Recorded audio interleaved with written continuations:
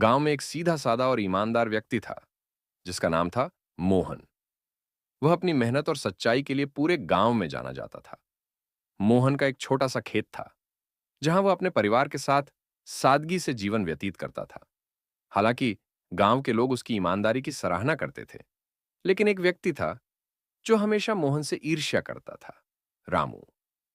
रामू धनी था, मगर उसकी संपत्ति गलत रास्तों से अर्जित की गई थी और यही बात उसे मोहन से जलन करवाती थी। एक दिन गांव में एक नया व्यापारी आया।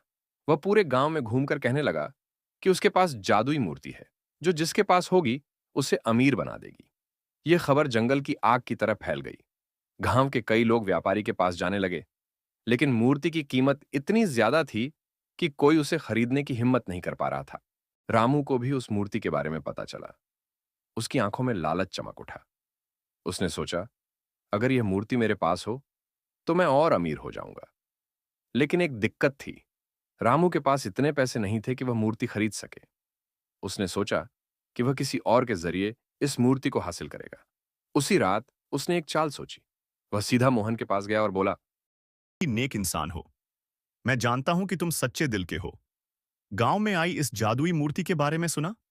मुझे यकीन है कि तुम अगर यह मूर्ति लोगे तो तुम अमीर हो जाओगे। तुम इसे खरीदने की कोशिश करो। मैं तुम्हें पैसे उधार दूंगा। बाद में आराम से चुका देना। बस इस मूर्ति को मेरे लिए एक बार देख लेना। मोहन को रामू की बातों पर शक हुआ, लेकिन उसने सोचा कि हो सकता है रामू सच कह रहा हो।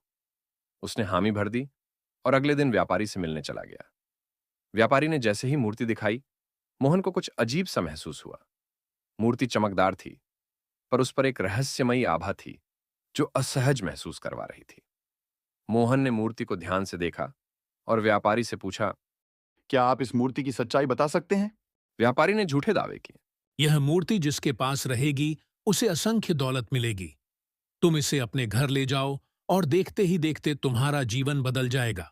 मोहन कुछ क्षण सोचता रहा और फिर व्यापारी को पैसे देने का नाटक करते हुए बोला, मैं इसे आजमाऊंगा, लेकिन कल सुबह इसकी सच्चाई खुद पता करूंगा। अगर ये नकली हुई तो आपसे मिलना पड़ेगा। वह मूर्ति लेकर घर गया, पर उसे रात भर नींद नहीं आई। उसकी ईमानदारी और बुद्धिमत्ता उसे लगातार सवाल करने पर मजबूर कर रही थी। वह सोच रहा था। क्या यह सही हो सकता है? सुबह होते ही मोहन ने मूर्ति को गांव के एक विद्वान के पास ले जाने का निर्णय किया। विद्वान ने जैसे ही मूर्ति देखी, उसकी आंखों में एक सख्त चमक आई। उसने तुरंत कहा, यह मूर्ति शापित है। यह इंसान के मन में लालच भरती है और जिसके पास जाती है उसका जीवन तबाह कर देती है। मोहन यह सुनकर चौंक गया। उसने तुरंत मूर्ति को वापस व्यापारी के पास ले जाने का निश्चय किया। जब वह व्यापारी के पास पहुंचा तो उसने देखा कि व्यापारी वहां से गायब हो चुका था। यह सब एक धोखा था।